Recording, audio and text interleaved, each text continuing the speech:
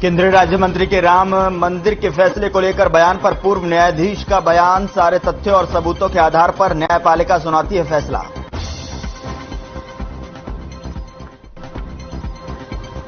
हाल ही में बना नया जिला शक्ति के दौरे पर रहेंगे सीएम भूपेश बघेल। लोगों से करेंगे सीएम मुलाकात। गांव काशीगढ़ छपोरा से कार में रोड शो करते हसौदा पहुंचेंगे सीएम। सुकमा में बीजेपी जिलाध्यक्ष और भाजयुमो प्रदेश उपाध्यक्ष ने की प्रेस वार्ता। मीडिया के सामने जिले की रखी गई समस्याएं, 16 सूत्रीय मांगों को लेकर जगदलपुर तक सत्याग्रह पदयात्रा करने का लिया मांगों को लेकर सत्याग्रह।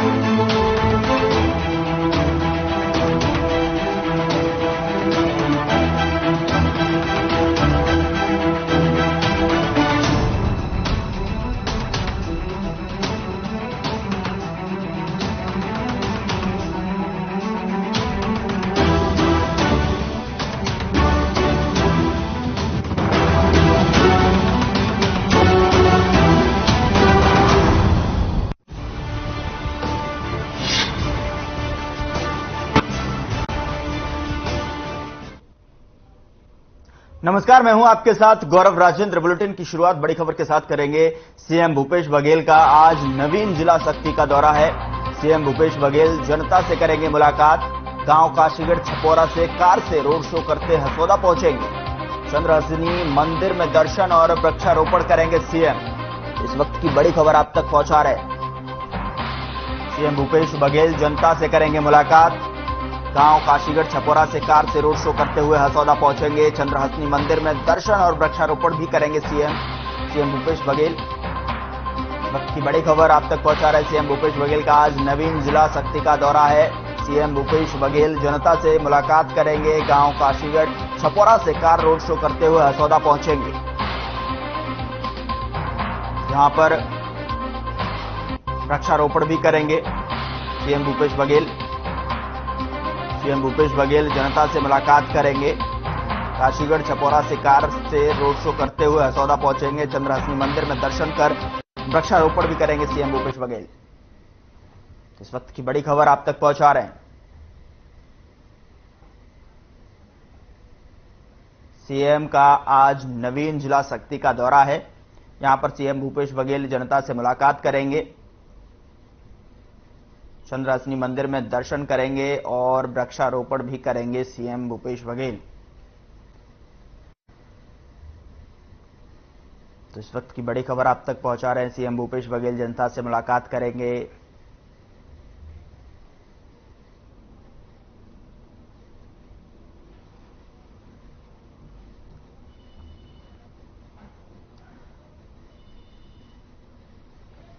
आगे बढ़ते खबर मनेंद्रगढ़ से है, जहां केंद्रीय राज्य मंत्री रेणुका सिंह के राम मंदिर के फैसले को लेकर बयान दिया था। उन्होंने राम मंदिर को पीएम मोदी की देन बताया था, जिस पर अब पूर्व न्यायाधीश वेंकटेश सिंह का बयान सामने आया है। पूर्व न्यायाधीश ने कहा कि केंद्रीय राज्य मंत्री का बयान कंटेम्प्ट ऑफ कोर्ट की श्रेणी में आता है। न्यायपालिका जब भी फैसला देती है सत्य और सबूत के आधार पर देती है, न कि किसी प्रधानमंत्री और राष्ट्रपति के कहने पर। केंद्रीय राज्य मंत्री के बयान से न्यायपालिका के आस्था के प्रति प्रश्न चिन्ह पैदा करता है। केंद्रीय राज्य मंत्री ने श्रेय लेने के लिए ऐसा बयान दिया है।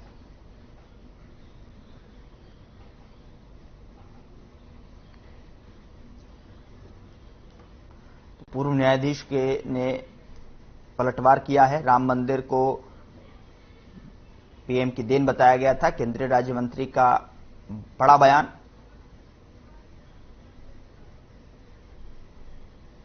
पूर्व न्यायाधीश ने पलटवार करते हुए राम मंदिर को बताया कि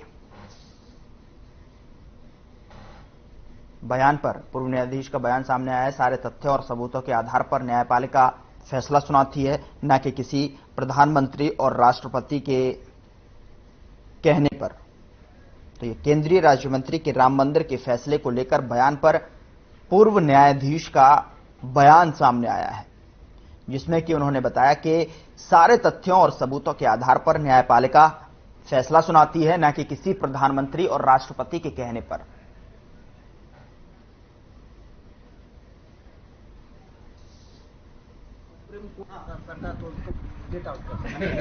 केंद्रीय मंत्री श्रीमती रेणुका सिंह द्वारा दिया गया यह बयान कि सुप्रीम कोर्ट द्वारा राम मंदिर केस में जो फैसला दिया गया है वह प्रधानमंत्री मोदी जी की देन है, यह बयान बहुत ही गलत है एवं यह कंटेम्प्ट ऑफ कोर्ट की श्रेणी में आता है, क्योंकि न्यायपालिका के ऊपर कोई भी प्रश्न नहीं उठा सकता है। न्यायपालिका हमेशा से ही अपना काम निष्पक्ष करती आई है।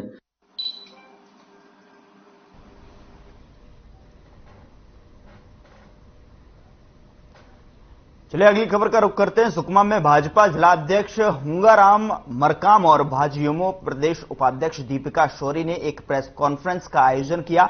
आपको बता दें कि इस दौरान मीडिया के सामने जिले की जनसमस्याएं रखी गईं। हुंगाराम मरकाम ने कहा कि 16 सूत्रीय मांगों को लेकर हमने जगदलपुर तक सत्याग्रह पदयात्रा करने का फैसला लिया है। उन्होंने कहा कि NH30 राष्ट्रीय राजमार्ग सड़क की हालत बेहद खराब है, जहां सड़क को नया निर्माण करें या तत्काल गड्ढों को दुरुस्त करें, जिससे कि आवागमन सुचारू रूप से हो सके। मैं समस्त सुकमा जिला के क्षेत्रवासियों से, युवा साथियों से, मेरे भाइयों मेरी बहनों सभी से यह अपील करना चाहती हूँ कि यह पदयात्रा हम सभी का है, हम सभी के उज्जवल भविष्य के लिए है। मैं आप सभी के सहयोग की भी आशा और अपेक्षा करती हूँ कि आप सभी का सहयोग इस पदयात्रा में रहे, जिसके कारण यह पदयात्रा सफल हो। भारतीय जनता युवा मोर्चा ने लिया है। भारतीय जनता पार्टी के सभी कार्यकर्ता, सभी मोर्चा प्रकोष्ठों के सभी लोग मतलब मिल के हमारे जिला कार्यालय अटल सदन में बैठक करके निर्णय लेके तय किए हैं और सभी सुकमा जिला के ऐसे 1 से लेकर 16 बिंदु का जो समस्या है वो सभी को लेकर यात्रा होगा और उसमें सभी का समर्थन है। चलिए बड़ी खबर का रुख करते हैं। रायपुर से बड़ी खबर है, जहां पर 36 जगहों पर ईडी की रेड देखने को मिली है। रेड के दौरान करोड़ों की नकदी बरामद हुई है। एजेंसी को करीब 4 करोड़ की नकदी मिली है, करोड़ों रुपए की सोने की ज्वेलरी मिली है, साथ ही कई बेशकीमती सामान बरामद किए गए हैं। तो बड़ी खबर रायपुर से आप तक पहुंचा रहे हैं, जहां पर 36 जगहों पर ईडी की रेड देखने को मिली है। रेड को दौरान करोड़ों की नकदी यहां बरामद हुई है। एजेंसी को करीब 4 करोड़ की नकदी मिली है, करोड़ों रुपए की सोने की ज्वेलरी के साथ कई बेशकीमती सामान भी बरामद किए गए हैं। रायपुर से बड़ी खबर आप तक पहुंचा रहे हैं। ईडी का एक्शन देखने को मिला है। 36 जगहों पर ईडी की रेड। रेड के दौरान करोड़ों की नकदी बरामद हुई है। एजेंसी को करीब 4 करोड़ की नकदी के साथ कई बेशकीमती ज्वेलरी भी वहां से बरामद हुई है।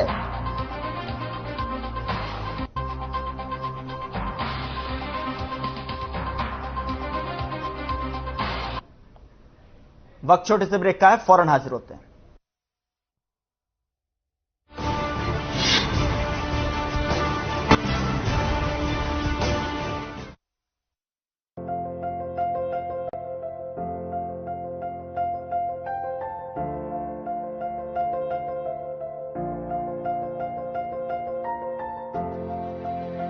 Success does not only depends upon hard work, but consistent hard work.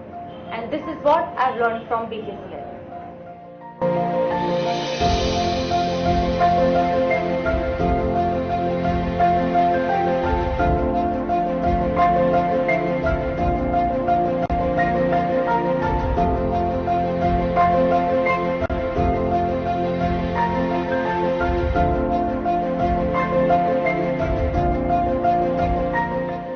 My name is Tulika Yadav and my overall rank is 96 Chhattisgarh PAT 2022. I was from biology stream and changing my stream from biology to agriculture was a difficult decision, like for many of you now. I would suggest you to ask your seniors, take ground report. What you will get is BKCI is the best.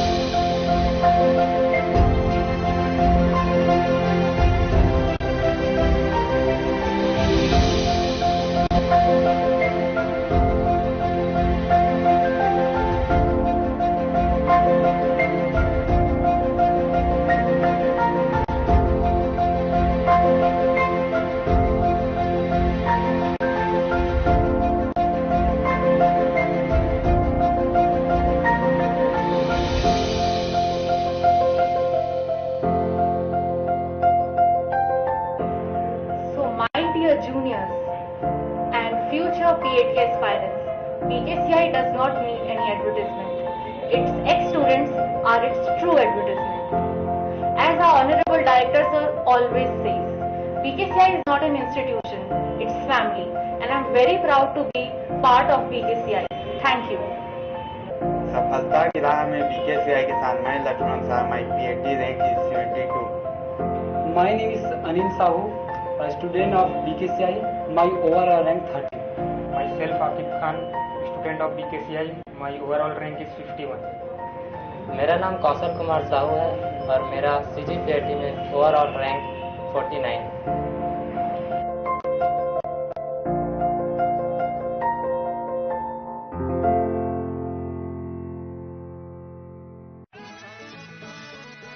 अरे रंगों का उमंगों का, अरे रंगों का उमंगों का जज्बा का रुकता है, मन साफ है तेरा अंदर तो बाहर दिखता है। हर रिश्ते का एहसास रखते हैं, हर घर में अपनी पहचान खास रखते हैं। हम निर्मा एडवांस हैं, मन की तरह कपड़े भी साफ रखते हैं। निर्मा एडवांस।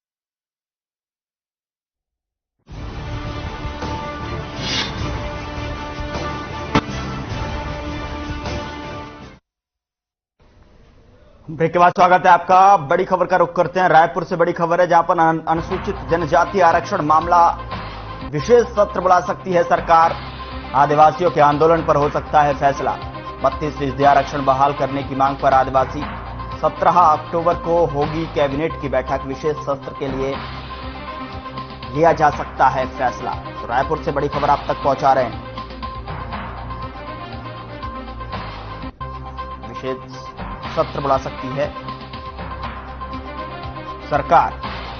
अनुसूचित जाति आरक्षण मामला, आदिवासियों के आंदोलन पर हो सकता है फैसला। 32% आरक्षण बहाल करने की मांग पर आदिवासी। 17 अक्टूबर को कैबिनेट की बैठक।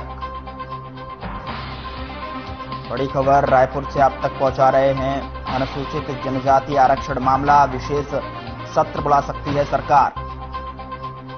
आदिवासियों के आंदोलन पर हो सकता है फैसला। 32% आरक्षण बहाल करने की मांग पर आदिवासी डटे हुए हैं और 17 अक्टूबर को कैबिनेट की बैठक।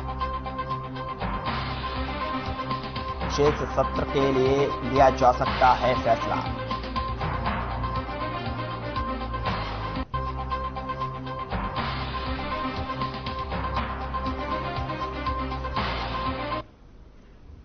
उत्तर प्रदेश में 1 नवंबर से धान की खरीद शुरू हो जाएगी, जिसे लेकर रायपुर में कलेक्टर डॉक्टर सर्वेश्वर भूरे ने अधिकारियों के साथ बैठक की है और अधिकारियों को जरूरी दिशा निर्देश दिए हैं।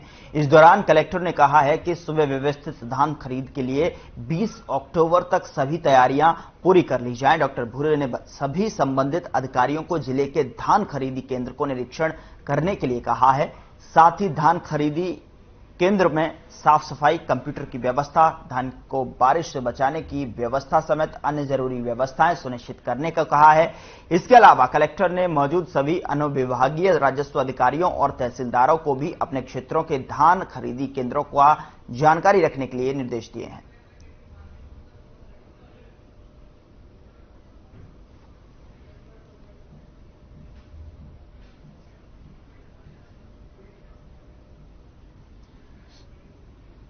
इस दौरान कलेक्टर ने कहा कि सुव्यवस्थित धान खरीदी के लिए 20 अक्टूबर तक सभी तैयारियां पूरी कर ली जाएं। डॉक्टर भूरे ने सभी संबंधित अधिकारियों को जिले के धान खरीदी केंद्रों का निरीक्षण करने को कहा।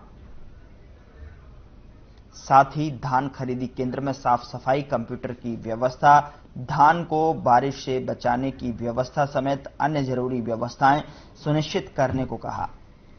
इसके अलावा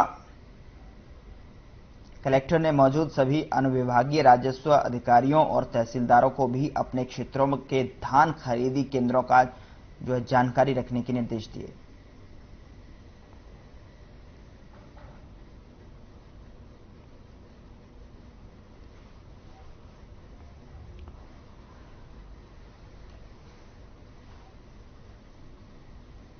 चलिए आगे बढ़ते हैं। ईडी ने मंगलवार को छत्तीसगढ़ में बड़ी कार्रवाई करते हुए ताबड़तोड़ छापेमारी की है। ईडी ने इस दौरान रायगढ़ कलेक्टर समेत कई अधिकारियों के ठिकानों पर छापेमारी की है। बता दें कि ईडी की अलग अलग टीमों ने मंगलवार सुबह 5 बजे से ही छापेमारी की कार्रवाई शुरू कर दी है।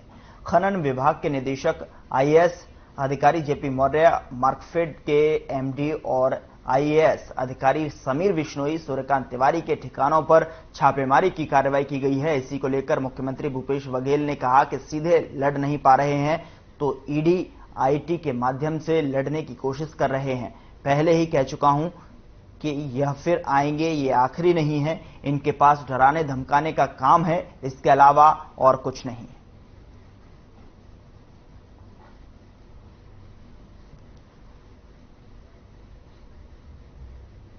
तो ईडी ने इस दौरान रायगढ़ कलेक्टर समेत कई अधिकारियों के ठिकानों पर छापेमारी की। ईडी की अलग अलग टीमों ने मंगलवार सुबह 5 बजे से ही छापेमारी की कार्रवाई शुरू कर दी है। बता दें कि इसी को लेकर मुख्यमंत्री भूपेश बघेल ने कहा कि सीधे लड़ नहीं पा रहे हैं तो आईडी और ईडी को माध्यम से लड़ने की कोशिश कर रहे हैं। पहले ही कह चुका हूं कि यह फिर आएंगे, ये आखिरी नहीं है। इनके पास डराने धमकाने का काम है और इसके अलावा कुछ नहीं है। तो ये मुख्यमंत्री भूपेश बघेल ने कहा।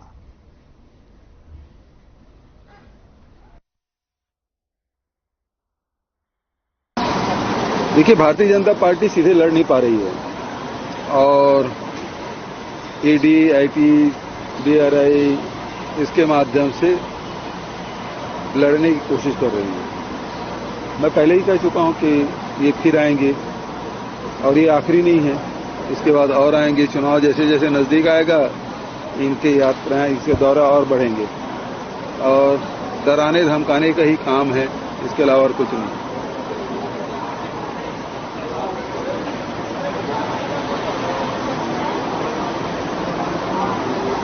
देखिए, ये तो परेशान करने की कोशिश कर रहे हैं, जबकि मैं पहले ही कहा था कि 6,500 करोड़ का चिट फंड कंपनी के पैसा डूब गया लोगों का, उसमें संज्ञान लें, उसमें कुछ करेंगे नहीं।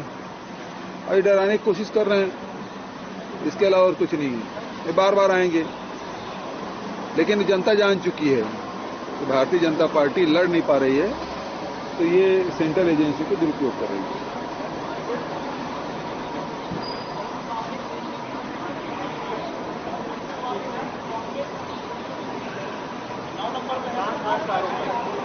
साठगांठ तो इनके रहे हैं, इनके कार्यकाल पूरा उठा के देख लो। रसीद देते हुए, चंदा देते हुए और यहां मंत्रियों के यहां आते हुए। और सबसे बड़ा उदाहरण तो जीरम घाटी है, जो आपराधिक राजनीतिक षड्यंत्र रहा है, उसमें तो कुछ कर नहीं रहे। भीमा मंडावी के बारे में ही, स्वर्गीय भीमा मंडावी जी जो उनके विधायक थे, राज्य पुलिस जांच कर रही थी, उसको एनआईए ने ले लिया। कितने साल हो गए, लोकसभा चुनाव के समय का है, और आज तक कुछ हुआ? उसके बारे में पत्र क्यों नहीं लिखते अरुण साहू जी? एनआईए जांच कर रही है और उसमें क्या मिला, प्रदेश के लोग जानना चाहते हैं। वक्त छोटे से ब्रेक का है, फौरन हाजिर होते कुछ और खबरों के साथ।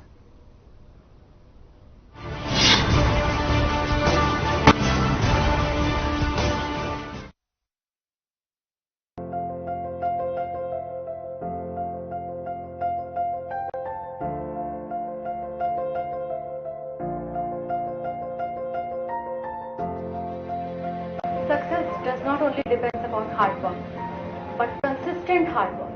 And this is what I've learned from BKCI.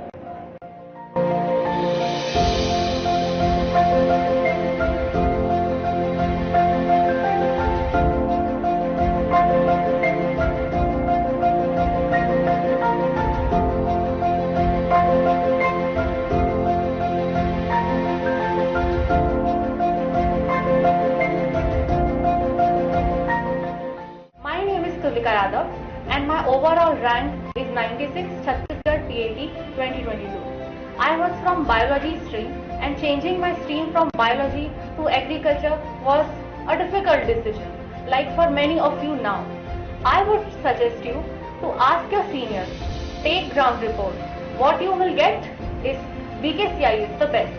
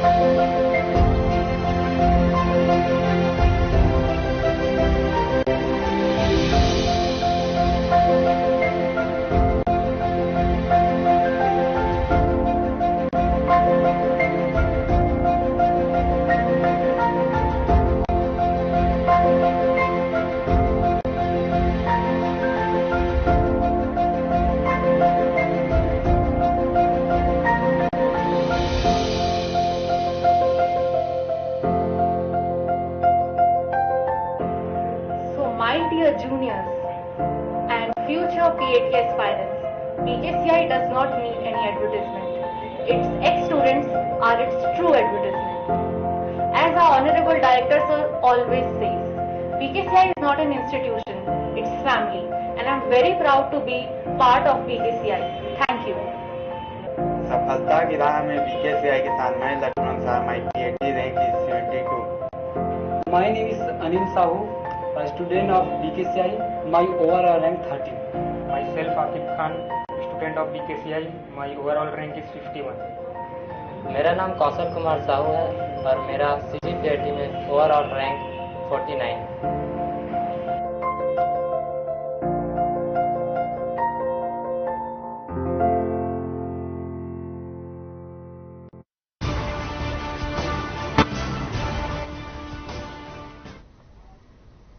Break के बाद एक बार फिर से आपका स्वागत है। खबरों का रुख करते हैं। खबर रायपुर से है, जहां दुर्ग, भिलाई समेत कई जगहों पर ईडी ने छापा मारा है।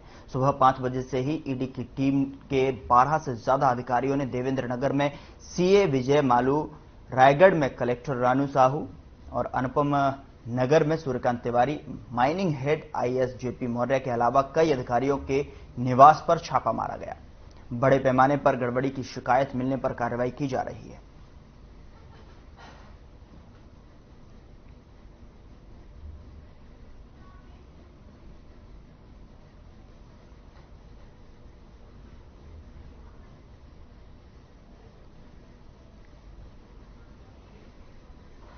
उधर महासमुंद में ईडी की टीम सुबह 6 बजे से 5 अलग अलग जगहों पर छापेमारी की है। वहीं पूर्व कांग्रेस विधायक और बीज निगम अध्यक्ष अग्निचंद्रकार के घर पर ईडी की कार्रवाई जारी है। अजय नायडू होटल और व्यावसायिक युवा कांग्रेस जिला अध्यक्ष बादल मक्कड़, कांग्रेस युवा नेता सूर्यकांत तिवारी और सन्नी लुइना राइस मिलर संचालक के घर पर छापेमारी की गई है।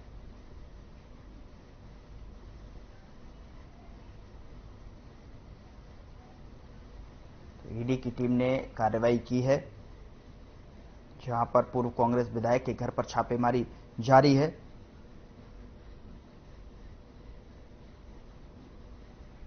ईडी की टीम की कार्रवाई लगातार जारी है।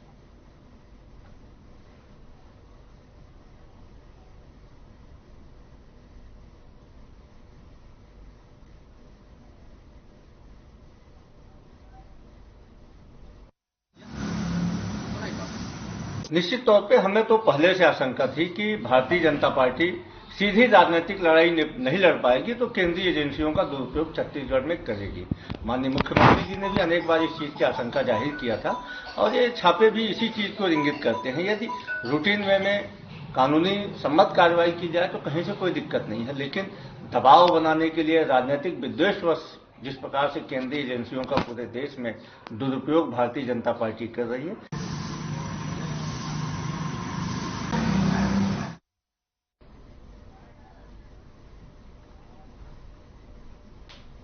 फिलहाल बुलेटिन में इतना ही। नमस्कार।